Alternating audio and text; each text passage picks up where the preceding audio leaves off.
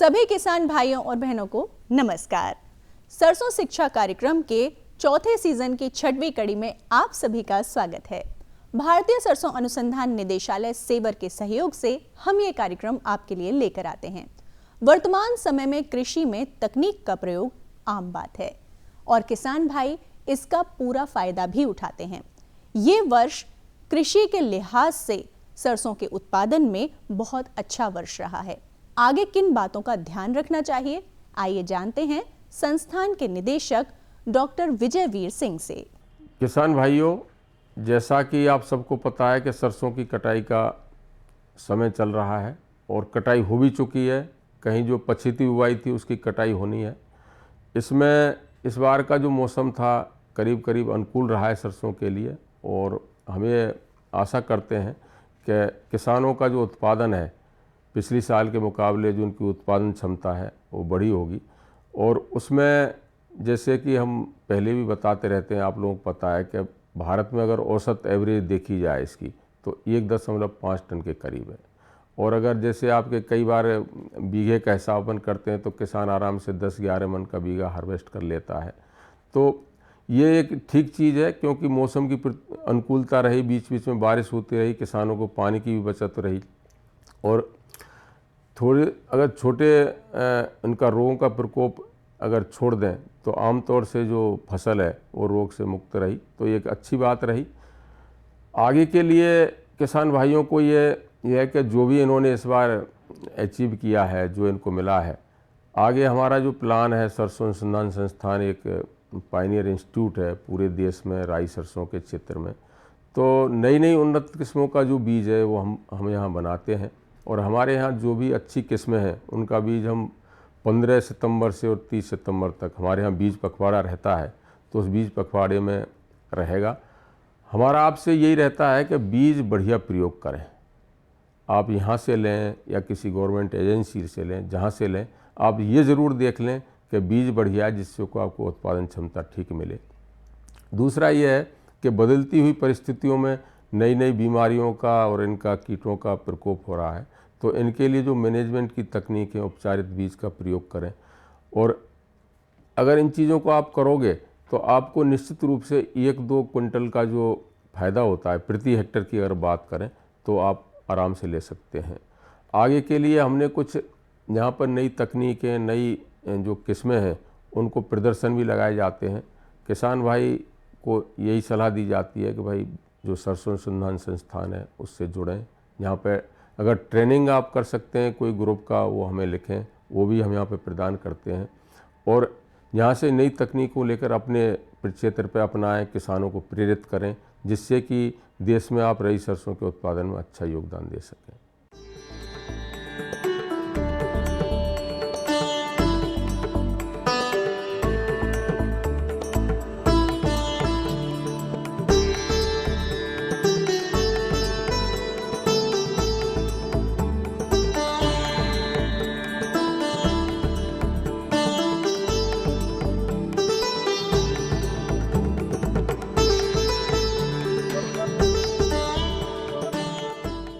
किसी भी फसल के उत्पादन के साथ साथ आवश्यकता होती है उस फसल के अन्य प्रयोगों की भी।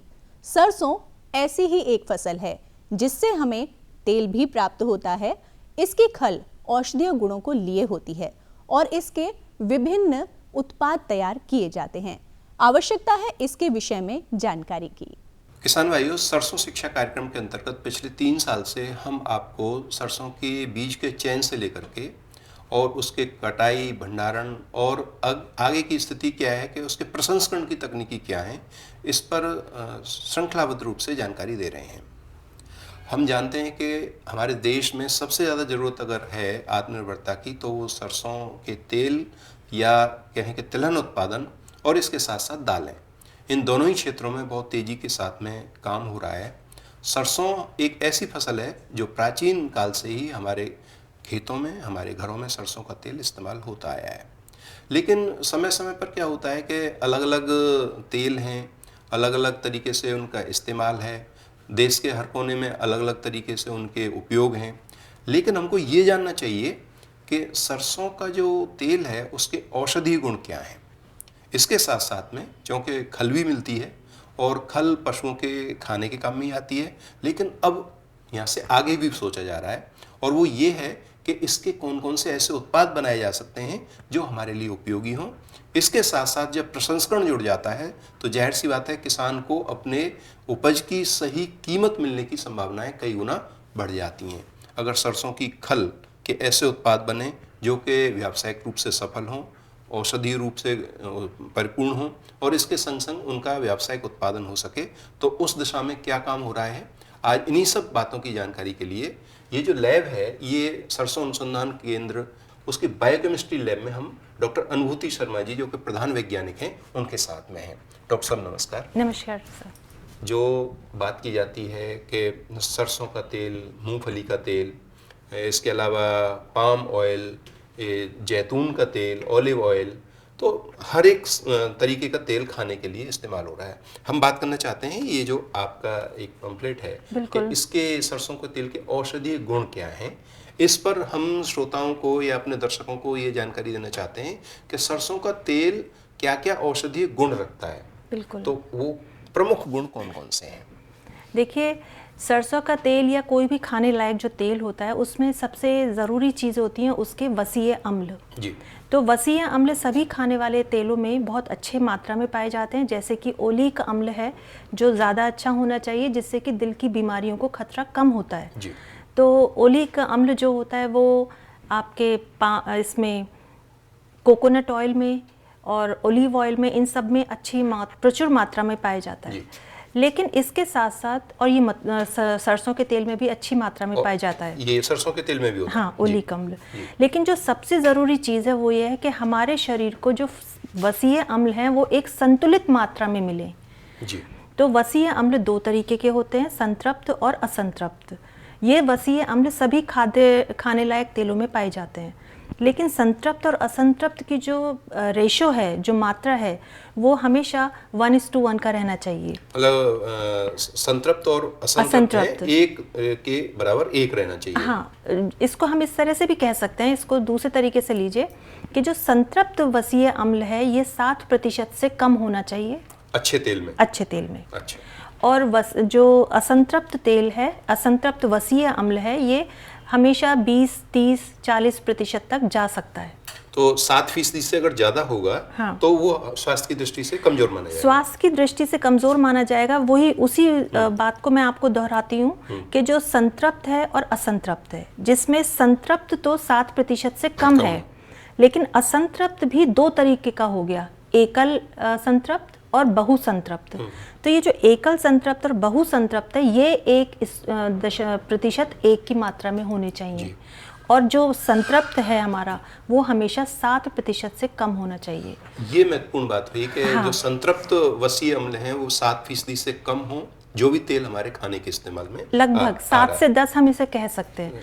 और जो असंतृप्त हैं वो 20% तक हो सकते हैं, लेकिन उसमें भी दो ग्रुप बना हाँ जी। दोनों ग्रुप में से बराबर के होने चाहिए। हाँ, तो अब ये है कि हमारे शरीर में जो हम खाने लायक तेल हैं उन सब में ये सब संतृप्त, असंतृप्त, फिर उसमें बहु और एकल, इन सब की जो परसेंटेज है वो इक्वल अमाउंट में है या नहीं है, ये सबसे बड़ी ज़रूरी चीज़ है। सरसों के तेल में क्या स्थिति है? सरसों का तेल ही एक ऐसा तेल है जिसके अंदर ये सब मात्राएं संतुलित मात्रा के रूप में पाई जाती हैं। सरसों का तेल एक ऐसा तेल बताया गया है और वैज्ञानिक रूप से सिद्ध हो गया कि ये जो संतुलन है सबसे ज्यादा सरसों के तेल में ही पाया जाता है। तो इसीलिए हमारे बुजुर्ग जो है ना, चाहे खाने में इस्तेमाल हो या पकाने में हो या मालिश के लिए सरसों के तेल पर निर्भर करते हैं। जी। अब मैं इसमें आपको कुछ औषधीय गुण के बारे में बताती हूँ।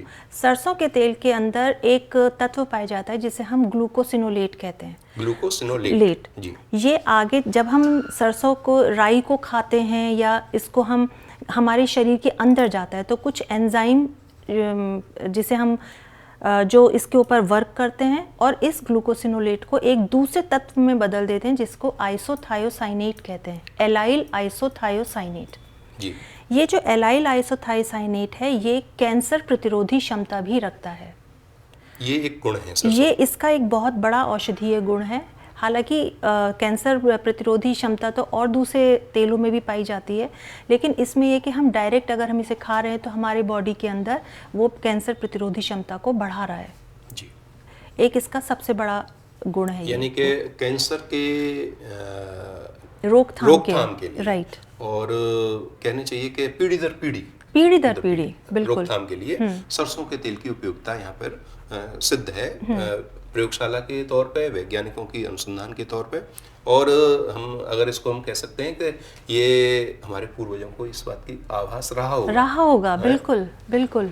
अगला गुण इसमें औषधि कौन सा है? इसमें जैसे कि मैंने अभी बताया आपको कि इसके अंदर एंटीऑक्सीडेंट्स बहुत ज़्यादा पाए जाते हैं जी। ओलिक अम्ल पाया जाता है और लिनोलिक अम्ल पाया जाता है, जो दोनों ही हमारे एंटी ऑक्सीडेंट एक्टिविटी यानी कि रोग प्रतिरोधक क्षमता को बढ़ाते हैं। तो ये इसका दूसरा बहुत ही, एक तो गुण रहा इसका कैंसर प्रतिरोधी क्षमता इसमें है, दूसरा है कि जो आवश्यक वसीय अम्ल हैं, अमीनो एसिड्स हैं, उनमें ये दो खास तौर पे सरसों के तेल में विद्यमान है, जो कि एंटीऑक्सीडेंट मतलब रोग प्रतिरोधक क्षमता का विकास करता है और उसको बनाए रखता है। इसके साथ साथ ये दोनों अन्य तेलों में भी मिलते हैं, लेकिन उनकी मात्रा कम या ज्यादा हो सकती है। इसमें संतुलित है। जैसे कि मैंने बताया, हमारे शरीर के लिए हम जो भी चीज खाते हैं वो हमेशा संतुलित मात्रा में ही होनी चाहिए। अगर किसी भी चीज की, किसी भी अम्ल की अधिकता होगी तो वो भी हमारे शरीर के लिए नुकसानदायक हो सकता है। अब इसमें ये खली की जो बात आती है, जी। तो ये तत्व खली के माध्यम से हमारे जानवरों में भी जाते हैं, बिल्कुल। उनके स्वास्थ्य पर भी इसका सही असर पड़ेगा, बिल्कुल। और उसके माध्यम से जो उत्पाद हमारे शरीर में आ रहे हैं, या दूध में या दही में, वो भी एक संतुलन रखते हैं। बिल्कुल, ये एक बहुत ही ज़रूरी पॉइंट है, क्योंकि जैसे जैसे हम सरसों की खली हमारे पशु खाते हैं, वैसे वैसे उनके जो दूध है उसकी गुणवत्ता बढ़ती है जी। और एक अभी रिसर्च हो रही है जिसमें पता चल रहा है कि जो दूध होता है उसके अंदर कुछ तरीके के बैक्टीरिया होते हैं जो बॉडी के लिए हार्मफुल होते हैं। तो अगर हम सरसों की खली उसको खिलाते हैं तो वो हार्मफुल बैक्टीरिया भी धीरे धीरे कम होते हैं। और कौन कौन से औषधि गुण हैं इसमें? अच्छा, इसके अलावा जो हम खली है, खली के अंदर प्रोटीन सबसे ज़्यादा पाई जाती है, 30 से 40% तक पाई जाती है। तो जैसे हम किसी भी पशु को देते हैं तो उसको पशु को प्रोटीन की एक बहुत अच्छी मात्रा मिलती है। और जो इसके अंदर प्रोटीन है वो उसका जो स्ट्रक्चर, जो संरचना है वो भी बहुत ही उत्तम गुणवत्ता वाली है। तो उसके जो अमीनो अम्ल हैं वो भी बहुत ही अच्छे हैं, जैसे कि ट्रिप्टोफैन है और इस तरह से अमीनो अम्ल हैं। कभी कभी हम इस्तेमाल जब करते हैं तो इसमें जो आंखों में धुआं लगता है, जलन होती है, लगती है, तो उसकी वजह से थोड़ा इसका घरों में तो इस्तेमाल करने में कोई ये तो होता है, लेकिन जब हम बाजार में कोई चीज़ें देखते हैं, पकौड़ी है या कोई चीज़ है, तो कम इस्तेमाल इसको करते हैं। इसके ऐसे भी ये है कि कम गुण मतलब कम जलन वाला तेल भी, इसमें कोई वैरायटी ऐसी आ गई है जिनमें आ गया है। जी बिल्कुल, आजकल क्या है कि जैसे मैंने बताया ग्लूकोसिनोलेट जो कन्वर्ट होता है एलाइल आइसोथायोसाइनेट में, ये जो एलाइल आइसोथायोसाइनेट है ये हमारी उस सरसों के तेल की झांस के लिए जिम्मेदार है। तो अब जैसे हमारे यहाँ और ज़्यादा ग्लूकोसिनोलेट होने से हमारे जो उसका तेल की क्वालिटी है उस पर भी फ़र्क पड़ता है। तो हमारे DRMR मतलब IIRMR में और उसके अलावा और लुधियाना है, दिल्ली है, इन सब जगह पर वो वैरायटीज़ डेवलप करी गई हैं जिनके अंदर ग्लूकोसिनोलेट की मात्रा कम पाई जाती है। अगर ग्लूकोसिनोलेट की मात्रा कम होगी तो उससे उसकी झांस, जो स्मेल है वो कम आएगी। तो इसका मतलब ये हुआ कि ये ग्लूकोसिनोलेट है, ये एक मात्रा तक रहे वो तो बहुत जरूरी है, आवश्यक है, लेकिन बहुत ज्यादा होने पर इसमें तीखापन जो आता है उससे उसकी जो है ना पसंद करने की एक प्रवृत्ति है वो थोड़ा लोगों की कम हो जाती है। बिल्कुल। अब ये तीनों ही गुण आपने सरसों के तेल में बताए हैं जी। हम ये भी अपने जो दर्शक हैं उनको ये जानकारी देना चाहेंगे कि अन्य तेलों में क्या स्थिति है, मतलब ऐसी गुणवत्ता वाले और कौन कौन से तेल हैं? बहुत से तेल हैं, जैसे कि आप कोकोनट ऑयल खाते हैं, ओलिव ऑयल, हाँ वो भी है, सनफ्लावर ऑयल है, मगर मैंने जैसे कि पहले कहा कि ओलिव ऑयल है या कोई दूसरे मतलब ओलिक अम्ल है, जैसे कि लिनोलिक अम्ल है, इन सब की मात्रा संतुलित मात्रा में ये सिर्फ सरसों के तेल में पाई पाई जाती है। जाती है। यानी कि संतुलन स्वास्थ्य की दृष्टि से अगर वसी अम्लों का है तो सरसों मूंगफली के तेल की क्या स्थिति? मूंगफली का तेल भी बहुत अच्छा है, उसके अंदर ओलिक अम्ल जो है 50% से ऊपर भी पाया जाता है। जी। मतलब तेल की परसेंटेज जो होती है वो 50% से ऊपर पाई जाती है। लेकिन जैसे कि अभी मैंने बोला कि हमारे को संतृप्त असंतृप्त इसका रेशो बहुत ही ज़रूरी है हमारे वो सरसों शरीर में के ही लिए, आके वो सबसे ज़्यादा सरसों में पाया जाता है। एक तेल जिसकी सबसे ज्यादा तुलना होती है और उसमें हम खुल के आपसे, क्योंकि आप वैज्ञानिक हैं, पाम ऑयल, हाँ जी। वो कैसा रखता देखिए पाम ऑयल जो है उसके अंदर रेशो तो बिल्कुल सही नहीं है, लेकिन क्या है कि उसको हम कुछ ही मात्रा में सरसों के तेल में मिलाकर खाने में ले सकते हैं। अच्छा। हाँ। इसका मतलब सरसों के तेल में जो बिक्री होती है उसमें मिलाया जाता होगा ये? मिलाया जाता होगा नहीं, मिलाया जाता भी है, और उसकी परसेंटेज गवर्नमेंट ऑफ इंडिया के हम लोगों के मानक के अनुसार वो बहुत ही कम परसेंटेज है। यानी कि अगर वो विधिक रूप से जो एडमिसिबल लिमिट्स हैं, हाँ। अगर उसमें है तब तो ठीक है। तब तो ठीक लेकिन है। होता क्या है कि ये क्योंकि सस्ता पड़ता है तो बाजारों में जो उत्पाद हैं, जो लोग स्ट्रीट फूड्स हैं, बिल्कुल, बिल्कुल। या कहने चाहिए कि घर से बाहर जब हम खाते हैं तो व्यावसायिक तौर पे देखा जाए तो पाम ऑयल में ज़्यादा चीज़ें बनी हुई मिलती हैं, स्वास्थ्य की दृष्टि से वो बिल्कुल भी ठीक नहीं है, क्योंकि वो हमारे सीधे मसल्स की एट्रोफी पे वर्क करता है। मतलब मसल को, जो हमारे मांसपेशियां हैं उनको संकुचित करता है। जी।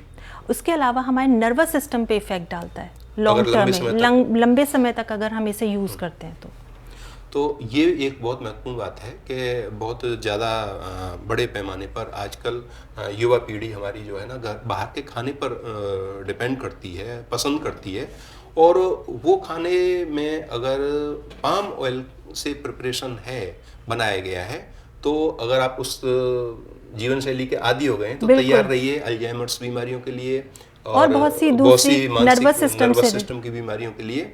और अगर आप ध्यान देते हैं, अपने हेल्थ कॉन्शियस हैं, तो आप आइए सरसों के तेल की तरफ। बिल्कुल बिल्कुल बिल्कुल। दूसरी बात है कि इसके जो और दूसरे उत्पाद कौन कौन से हैं जो कॉमर्शियली आ सकते हैं या आ रहे हैं? बिल्कुल, देखिए इसमें बहुत सारे उत्पाद बनाए जा सकते हैं, खली से बनाए जा सकते हैं। एक तो तेल है, किसानों के लिए तेल बहुत ज़रूरी है जी। तो वो तेल को ज़्यादा से ज़्यादा मात्रा में एक्सट्रैक्ट आउट करना चाहते हैं, मतलब उसमें से निकालना चाहते हैं बीजों में से। तो उसके भी बहुत सारे तरीके हैं जो हम लोग, जिस पे हम वर्क कर रहे हैं। और दूसरी चीज़ जो खली बचती है, उस खली से एक तो पशु के लिए पशु आहार की तरह काम में आता है। उसके अलावा हम IIRMR इस समय जो है कुछ प्रोडक्ट्स पे काम कर रही है, जिसमें से कि जैसे कि हम लोगों ने कुछ कुकीज़ बनाए मस्टर्ड के, बिस्किट्स बनाए हैं।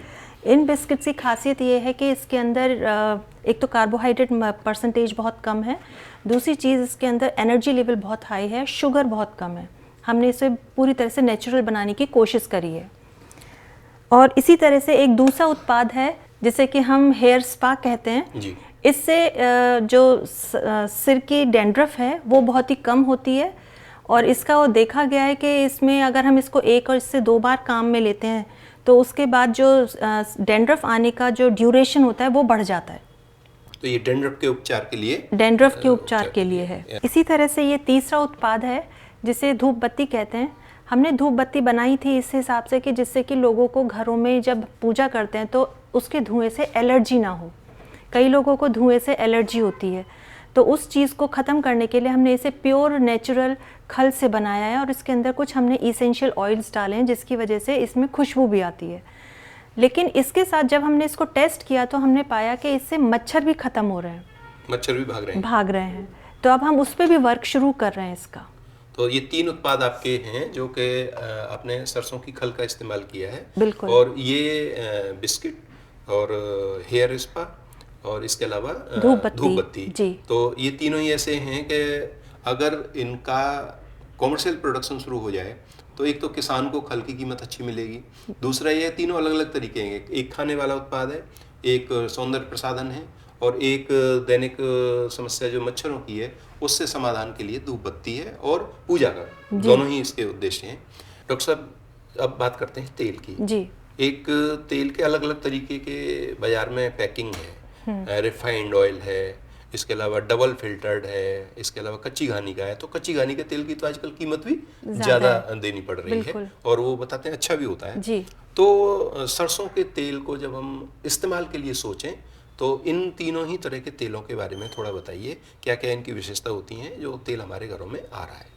देखिए, जितना ज़्यादा वो फिल्टर्ड होगा, मतलब उसमें गंदगी नहीं होगी, उतना हमारे काम खाने के लिए बहुत ही अच्छा माना जाएगा। तो जब हम कच्ची घानी की बात करते हैं, कंप्रेस्ड की बात करते हैं, तो ये देखिए कि जब भी हम किसी तेल को बीज से पिराते हैं तो उसमें जैसे ही टेम्परेचर ज़्यादा बढ़ता है वो तेल की गुणवत्ता को कम करने लगता है। तो जैसे कच्ची घानी चलता था पहले, तो उसमें टेम्परेचर बहुत ज़्यादा नहीं बढ़ता था, धीरे धीरे होता था, तो जिसकी वजह से जो पिर के आता था तेल वो बहुत ही शुद्ध होता था, जो आज भी है। इसी तरह से जो हम कोल्ड प्रेस्ड लेते हैं, कोल्ड प्रेस्ड में भी टेम्परेचर ज़्यादा नहीं जाता है, तो उस तरह से हम एक्सपेलर, कोल्ड वाला एक्सपेलर अगर लगाते हैं तो उससे भी हमारा टेम्परेचर जो है मेंटेन रहता है और उसकी गुणवत्ता बनी रहती है तेल की। इसके अलावा फिल्ट्रेशन हमें करना चाहिए ये देख के कि हमारा जो तेल है उसमें कितना सेटलमेंट है। सेटलमेंट मतलब कितनी गंदगी हमें दिख रही है, विजिबल है, तो हमें उसे फिल्टर करके ही लेना चाहिए। तो यानी कि कंप्रेस जो तेल है वो कोल्ड कंप्रेस है और कच्ची घानी का है, जिसमें तापमान निकालते समय न बढ़े, वो गुणवत्ता अच्छी देता है। और एक रिफाइंड प्रोसेस होती है। रिफाइंड प्रोसेस में क्या होता है कि हम लोग केमिकल काम में लेते हैं, केमिकल से हम उसकी जो गंध है उसको खत्म करते हैं, लेकिन जो चूंकि वो केमिकल ट्रीटमेंट है तो उसकी वजह से न केवल गंध उसकी जाती है, जैसे कि ग्लूकोसिनोलेट या एलाइल आइसोथायोसाइनेट कम हो जाएगा, बल्कि कुछ अन्य गुणवत्ता वाले जो तत्व हैं वो भी खत्म हो जाते हैं प्रोसेसिंग के दौरान। तो दर्शकों से एक ये भी कहने की बात आ गई सामने कि तीनों ही तरीके के अगर तेल आप इस्तेमाल कर रहे हैं तो कच्ची घानी का तेल जो पुराना तरीका है लेकिन सबसे गुणवत्ता में अच्छा है। हाँ जी। इसके अलावा जो कंप्रेस है उसमें भी एक्सपेलर बेस्ड है, वो भी गुणवत्ता में अच्छा है, लेकिन जो रिफाइंड है उसमें बता रही हैं डॉक्टर साहब के केमिकल्स के माध्यम से जो प्रोसेसिंग होती है उसकी, तो कुछ उसके आवश्यक जो तत्व हैं वो भी चले जाते हैं, और इसके साथ साथ में क्योंकि तापमान वगैरह उसमें बढ़ता होगा तो उसकी गुणवत्ता है जाहिर सी तौर पे हल्की इन दोनों के मुकाबले उसकी गंध भी खत्म हो जाती है। तो ये एक महत्वपूर्ण बात आई कि उपभोक्ता के बतौर जब हम सरसों का तेल इस्तेमाल करें या कोई भी तेल इस्तेमाल करें तो उसमें कम तापमान पर निकाला गया तेल ही स्वास्थ्य की दृष्टि से अच्छा होता है। जहाँ तक फिल्टर की बात है तो फिल्टर में तो ये है कि जितना ज्यादा फिल्टर होगा उसमें गंदगी कम से कम आएगी तो वो और अच्छा रहेगा। बिल्कुल। अब इसमें डॉक्टर साहब जो आपके उत्पाद बन रहे हैं तो इनकी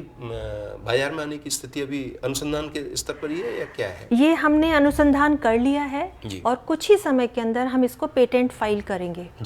जैसे ही पेटेंट फाइल होगा उसके बाद अगर जब भी ये ग्रांट होगा उसके बाद फिर ये मार्केट में आएंगे, ये टेक्नोलॉजी आप जो है मार्केट में आएंगे। बिल्कुल। और ये धूप बत्ती का जो उत्पाद ये भी हमारा उसमें अभी इसके ऊपर धूप बत्ती के ऊपर तो हमारा वर्क चल रहा है क्योंकि हम इसमें मच्छरों से रिलेटेड वो सब चेक कर रहे हैं जी। इसके अलावा कोई पेटेंट वगैरह और आपको संस्थान को मिला है? बिल्कुल, हमारे बायोकेमिस्ट्री लैब में हमारे को एक पेटेंट मिला है जिसमें हमने एक मशीन HPLC मशीन में एक ऐसा मेथड डेवलप किया है जिससे कि हम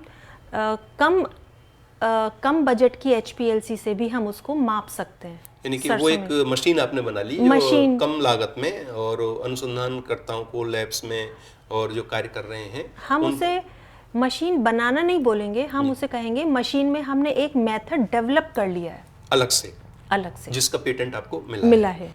तो डॉक्टर साहब जो जानकारी आपने दी उसका अगर हम सार निकालें तो हम यही कह सकते हैं कि किसान भाइयों के स्तर पर जागरूकता का विषय ये है कि ऐसी किस्मों का चयन आप करिए जो बाजार में अच्छी कीमत देने में सहायक सिद्ध हो सकें, यानी कि ऐसी गुणवत्ता वाले बीज जिनमें तेल के वो गुण हों जो कि स्वास्थ्य की दृष्टि से अच्छे हैं और इसके साथ साथ उनकी कीमत अच्छी मिल सकती है। उपभोक्ता के बतौर हमको ध्यान ये देना है कि हमारे सदियों से चला आ रहा जो विधान था घर में तेल के इस्तेमाल का, वो सरसों का तेल सर्वगुण संपन्न है। इसमें कोई प्रश्नवाचक प्रश्न नहीं है कि सरसों के तेल किसी दूसरे तेल के मुकाबले में हल्का है, बल्कि डॉक्टर साहब ने जो बताया है वो ये है कि जो आवश्यक अमीनो एसिड्स हैं जो नितांत जरूरी हैं, जो एंटीऑक्सीडेंट्स हैं और इसके अलावा कैंसर से लड़ने की जो क्षमता है वो हमारे इस सरसों के तेल में है, और आप बतौर उपभोक्ता भी इस पर ध्यान दें तो ज़्यादा बेहतर रहेगा। आज की कड़ी में बस इतना ही। अब स्वीकार कीजिए हमारा नमस्कार।